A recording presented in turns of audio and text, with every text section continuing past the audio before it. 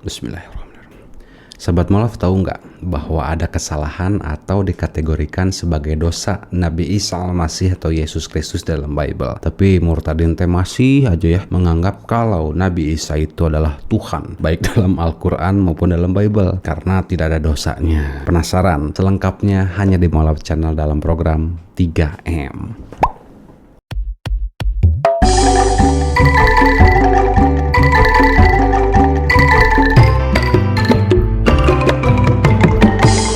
Sering kita melihat murtadin Indonesia, ceritanya yang halu, duhai lucu sekali.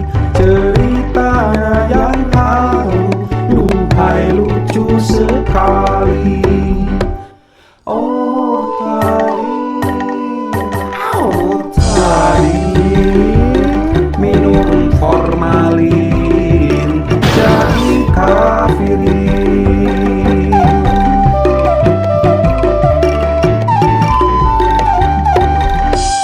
Hei murtadin, hei murtadin, ini mualaf siap Napoli bersama dengan umat muslimin. Assalamualaikum warahmatullahi wabarakatuh. Alhamdulillahirrabbilalamin. Bersyukur atas nikmat dan rizki Allah berupa dua alis mata yang bisa mengurangi intensitas cahaya masuk ke dalam mata. Coba kalau nggak ada alis mata ini bisa lihat tuyul dong. Saya keluar dari dalam septic tank. Dan itu semua karena ciptaan Allah Subhanahu wa Ta'ala. Dan jangan lupa juga sholawat serta salam kepada junjungan kita, suri tauladan kita, yang mengajarkan kita berdoa dan meminta hanya kepada Allah saja tanpa melalui perantara. Siapa lagi kalau bukan Rasulullah Muhammad Sallallahu Alaihi Wasallam. Sebagian besar murtadin berusaha keras meyakinkan umat Islam untuk percaya kepada mereka nih, bahwa dalam Al-Quran Isa Al-Masih itu adalah Tuhan, Allah pencipta langit dan bumi, tidak berdosa dan perfect, sempurna lah ceritanya mah. Tapi mereka tidak pernah baca kitab mereka sendiri yang menerangkan bahwa Isa Al-Masih yang mereka sebut sebagai Tuhan Yesus Kristus banyak melakukan kesalahan dan dosa. Ini bukan untuk umat Kristen ya, tapi khusus untuk para murtadin, agar mereka mikir gitu ya, dan membaca kitab ini nih sebelum mereka bicara. Paham ya? Contoh perkataan si murtadin ini nih. Jika kita menyelidiki Al-Quran maupun Alkitab,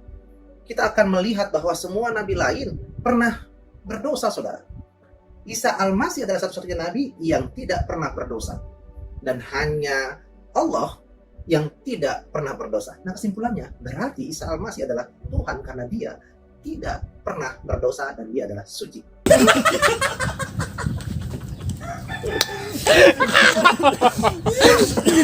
Kita sudah tahu bahwa di dalam Al-Quran para nabi Allah, khususnya Nabi Isa Al-Masih alaihissalam, tidak pernah melakukan dosa ataupun kesalahan, ya kan? Malahan Allah tanya langsung tuh ketika banyak orang yang menganggap bahwa Isa Al-Masih itu adalah Tuhan. Langsung ditanya tuh sama Allah. Bukan artinya Allah tidak maha tahu, tapi Allah hanya memastikan, benar nggak sih Nabi Isa itu melakukan ini dan itu. Contoh, ketika Nabi Isa Al-Masih alaihissalam ini ditanya sama Allah langsung dalam Quran surah Al-Maidah ayat 116 dan 117. Di situ Allah Ta'ala berfirman, Bismillahirrahmanirrahim, wa isqalallahu ya Izabna Maryam anta qulta linnasi takhizuni wa ummiya illa haini min dunillah qala subhanaka ma yakunu li an aqula ma laisa li bihaqqa in kuntu qultuhu faqad alimtah ta'lamu ma fi nafsi wa la a'lamu ma fi nafsik innaka anta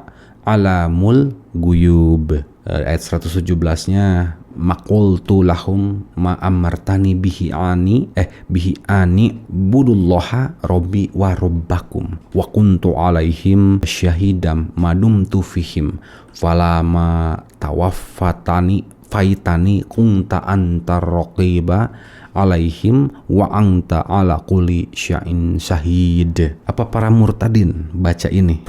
Demi Allah, mustahil. Padahal jelas perintah Nabi Isa alaihi salam ini apa? Budullaha Robbi wa robbakum. Sembahlah Allah, Tuhanku dan Tuhanmu. Kan ini jelas perintahnya dari Nabi Isa alaihissalam. Sembahlah Allah, Tuhanku dan Tuhanmu. Iya, maksakeun Isa Al-Masih adalah Allah.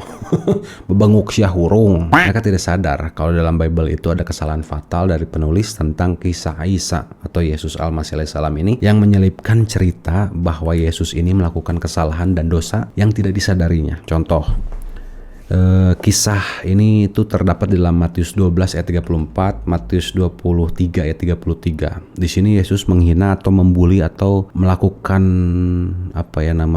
yang verbal tenan.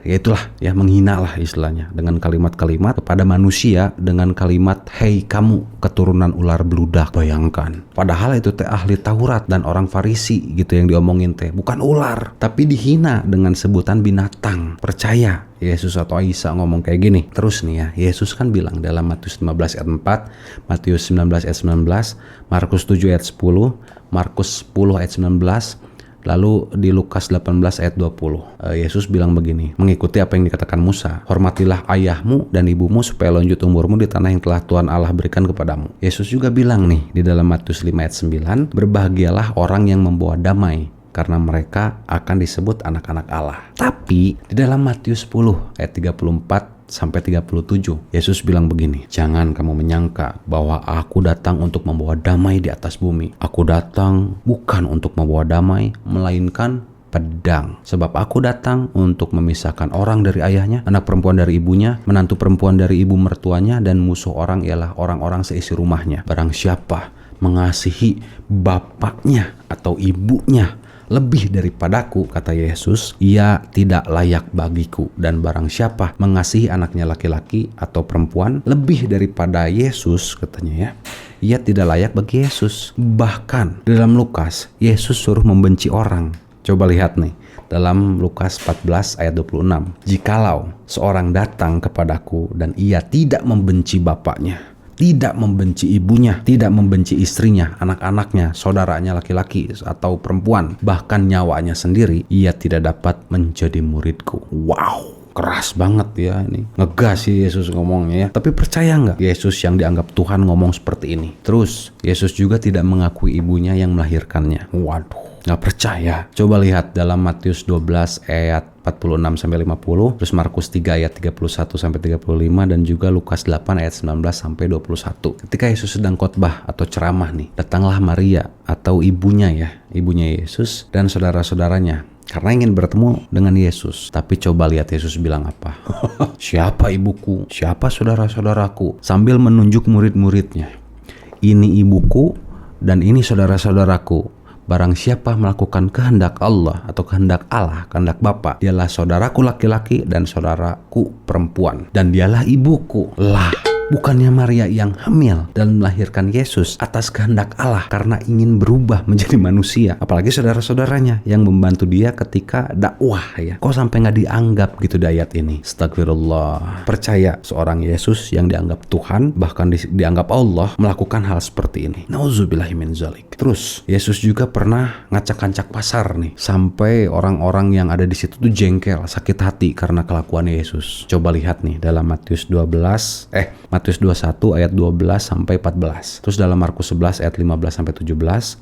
Terus dalam Lukas 19 ayat 45 sampai 46, dan juga Yohanes 2 ayat 13 sampai 16. Kalau misalnya dilihat dari cerita ini tuh, mereka sebenarnya tuh berjualan di halaman gereja atau halaman bait Allah. Tidak ada orang yang ibadah pada saat itu. Wajar dong ada yang jualan ya kan? Karena di situ mau ada Paskah orang Yahudi, mau mempersembahkan korban bakaran. Bisi gitu ya. Takutnya ada yang nggak punya kambing ya, ada yang nggak punya merpati, sapi, lembu, domba.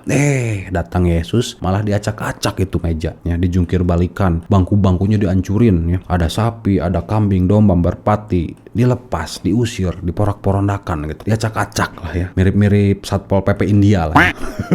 Kira-kira yang punya dagangan marah atau enggak? Jengkel enggak gitu? Gondok enggak gitu? Kesel enggak? Sakit hati enggak yang punya dagangan itu? Apa enggak bisa gitu dibilang baik-baik dulu dulu gitu ya. Kasih surat peringatan dulu gitu ya. Atau kasih SP1 ya.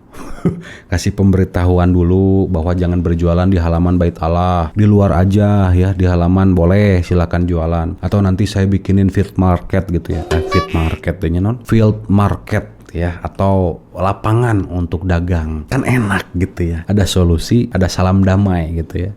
Tapi malah diacak-acak. Katanya berbahagialah orang yang membawa damai. Tapi sendirinya malah bikin emosi dan sakit hati. Percaya nggak Yesus berakhlak dan adabnya seperti ini? Ini tertulis dalam Bible ya. Terus Yesus juga pernah bohong. Nggak percaya. Ini tertulis bos dalam sini nih.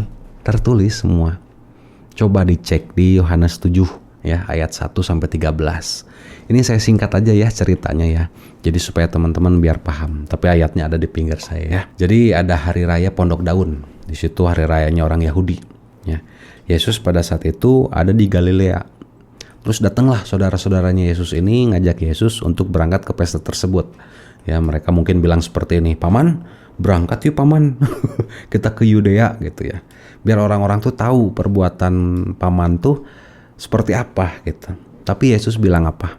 Sok aja duluan lah pergi ke pesta itu, karena belum saatnya atau belum tiba waktuku atau belum genap waktuku untuk pergi ke sana. Setelah saudara-saudaranya pergi, Yesus pergi ke pesta itu tapi diam-diam, sembunyi-sembunyi ya. Mun bahasa Sunda nama ketayepan ya, ketayepan gitu pelan-pelan pergi ke sana. Sok. Katanya waktunya belum genap, waktunya belum dia pergi gitu. Tapi malah pergi diam-diam, keketayepan sendiri gitu. Artinya kan Yesus bohong dong sama saudaranya sendiri. Benar nggak? Tapi Murtadin tahu nggak kisah ini? Ada nggak yang otaknya sampai sini? Atau ada nggak yang baca ini gitu? Pret. Bahkan ya saya jamin ya, teman-teman yang Kristen tuh nggak akan kepikiran sampai ke situ. Tapi ini terakhir deh ya. Yesus ini pernah mencuri. Mohon maaf nih ya. Ini tertulis dalam Bible ya. Ini jelas nih, Yesus pernah mencuri, bahkan pinjam keledai, dan sampai sekarang belum dibalikin. Gak percaya, ada 4 penulis yang nulis ini tuh di dalam Matius, Markus, Lukas, Yohanes ya. Coba lihat di dalam Matius 21 ayat 1-7, terus Markus 11 ayat 1-7, terus Lukas 19 ayat 28-35, dan juga Yohanes 12 ayat 12-15. Nah, untuk tahu jawabannya, insya Allah nanti ada percakapan saya tentang masalah ini dengan Tuan The Bacoters ya. Insya Allah ya setelah video ini ya. Karena kejadian ketika Yesus mengambil keledai ini mungkin ya baru saya yang berani membahas gitu. Dan ini pernah direaksi oleh beberapa teman-teman yang Kristen gitu ya. Tapi reaksinya ya gitu teh lah. Ilmuwan, tidak alkitabiah dan tidak dapat memberikan jawaban yang pasti kemana itu keledai. Bahkan di Yohanes teh Yesus nemu gitu ya. Nemu keledai itu di pinggir jalan.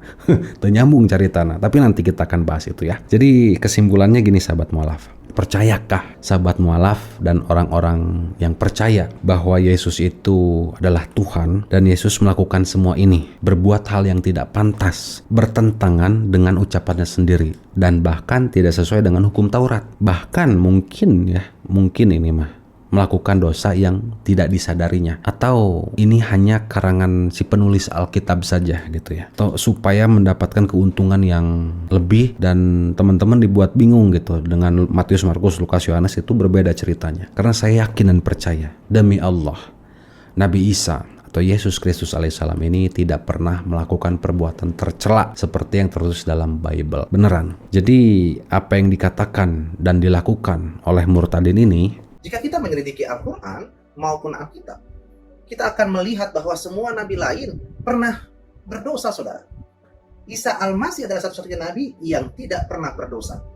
Dan hanya Allah yang tidak pernah berdosa. Nah, kesimpulannya, berarti Isa Al-Masih adalah Tuhan karena dia tidak pernah berdosa dan dia adalah suci. Sebenarnya dia sedang mempertontonkan kebodohannya dan ketidaktahuannya tentang kitabnya sendiri, apalagi Al-Quran. Lihat aja matanya, baca terus ya, sambil baca sambil ngomong gitu. Itulah membaca sesuatu yang ditulis oleh orang dungu. Makanya para murtadin setelah mereka syirik atau menduakan Allah dan menjadikan makhluk Allah atau ciptaan Allah menjadi Allah, memutuskan untuk menjadi kafirun, ya akhirnya jadi dungu kan. Karena Allah itu firmankan dalam Quran surah Al-Baqarah ayat ke-6 dan 7 ya.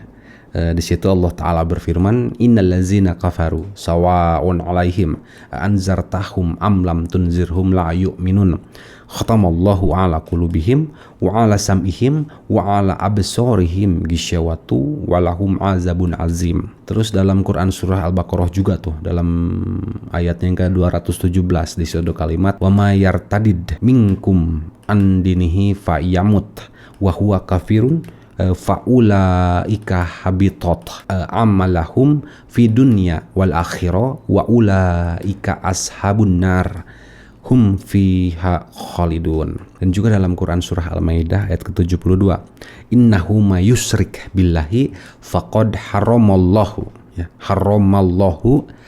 alaihil jannata wa ma wahun nar wa ma lizzalimina min ansor. Shadaqallahul azim. Jadi semoga kita ini dalam lindungan Allah Azza wa Jalla ya, dijauhkan dari perbuatan syirik dan murtad, dan mudah-mudahan kita juga mati dalam keadaan husnul khotimah dan juga beragama Islam. Syukran, jazakumullah khairan. Wassalamualaikum warahmatullahi wabarakatuh.